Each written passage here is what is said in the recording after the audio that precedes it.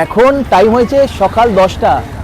আমি দাঁড়িয়ে আছি এখন ওঙ্কারেশ্বরে। আমি আগের দিন এই জায়গায় এসেছিলাম, এসে ওঙ্কারেশ্বর মন্দির দর্শন করেছি। দারুণ ছিল আমার দর্শন, 15 মিনিটের মধ্যে দর্শন করে ফেলেছি।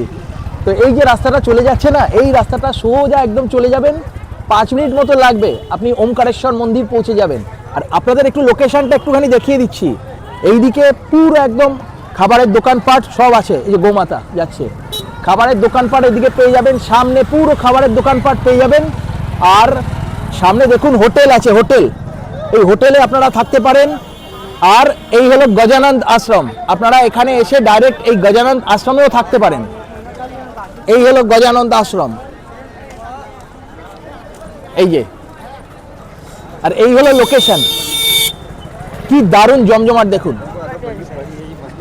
এই যে সবাই যাচ্ছে, प्रत्येक गजानंद आश्रम जाच्छे। हेलो, दर्शन हो गया आप लोगों का? दर्शन हो गया? जय श्री महाकाल, जय श्री महाकाल। तो हाँ, गजानंद महाराज, এটা হচ্ছে গজানন্দ আশ্রম। এখানে এখানে আপনারা থাকতে পারেন, বা এই যে হোটেল আছে এই হোটেলেও আপনারা থাকতে পারেন। এখানে খাওয়া দাওয়া করতে পারেন, 130 টাকায় আনলিমিটেড খাওয়া দাওয়া দিচ্ছে এই জায়গায়। আমি কালকে এই জায়গায় খেয়েছিলাম, আমি আমার বড় ব্লগে দেখিয়েছি।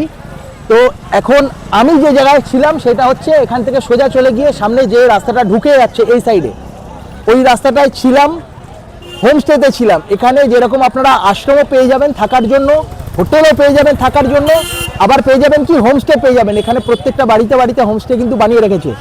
আমি নেই চাই, এখানে 600 টাকা দিয়ে আমি ছিলাম, নন এসি একটা রুম নিয়েছিলাম। তো এখানে 500, 600, 650, 700 থেকে 1200, 1500, 2000 পর্যন্ত আপনারা এখানে রুম পেয়ে যাবেন। সেটা আপনারা এসি রুম নেবেন কি নন এসি রুম নেবেন তার উপর ডিপেন্ড করছে। এই দেখুন সব লোকেরা একদম দর্শন করে আসছে, প্রত্যেকে দর্শন করে ফিরছে, অনেকে দর্শন করতে যাচ্ছে। এই সোজা রাস্তাটা চলে গেলেই 5 মিনিট আপনারা চলে যেতে পারবেন ওঙ্কারেশ্বর মন্দিরের পুরো গেটের সামনে।